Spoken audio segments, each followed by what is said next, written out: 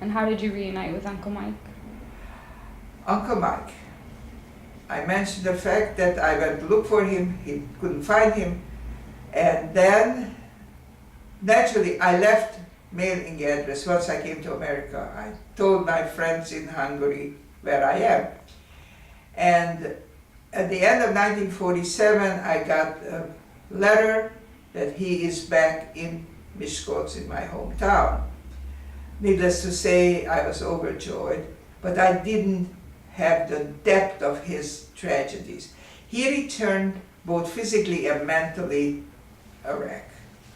Now, physically meant that he was taken to Archangels. Archangels is on the upper peninsula of Russia, and one wonders how can one catch malaria in that area.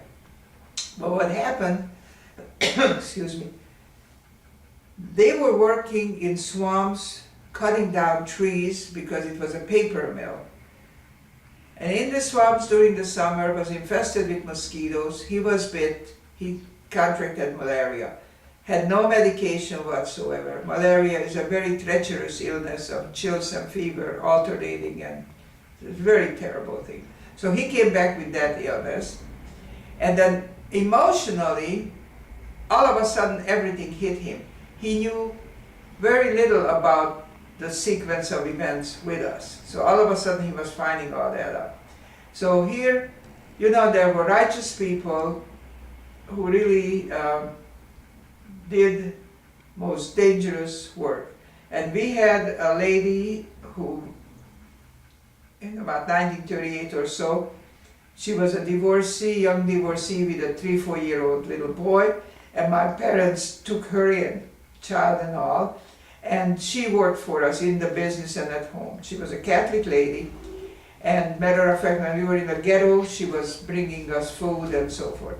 So after the war, my brother was taken in by her, and she literally took care of him.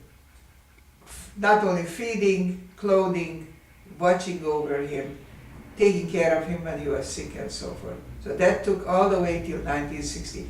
I was corresponding with him back and forth, but very carefully, very cautiously, because you see, America was already a Cold War with Russia, and the letters from America going into Hungary were censored.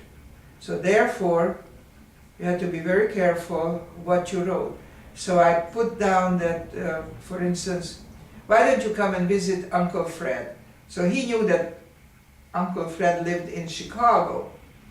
So anyhow, these correspondence were done. Finally, after much trials and tribulations, he would give in a request to emigrate, and they would keep denying it. And he did it like 3 or 4 times. And each time to give in these, to request these emigration visas, the taxation on these documents would be as much as 2 months of his salary. So I mean, it was mind-boggling. Anyhow, finally he gave up. He said, well, they keep refusing me, I am not doing anything. Finally, in about 1960, he heard that if you go to Israel, you can leave the country one way. That's it. You get out, don't come back. And he applied for that, and lo and behold, he was accepted for that emigration.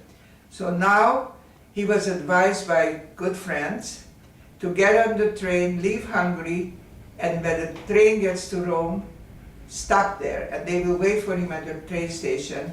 And instead of continuing on to be connected to go to Israel, he remained in Rome.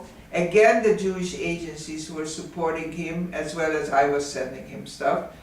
And it took him 1 year of waiting, even with a legitimate visa, to come to the US and paying for his passage. Even then, it took that long to get him into the country. So finally he arrived here in 1962.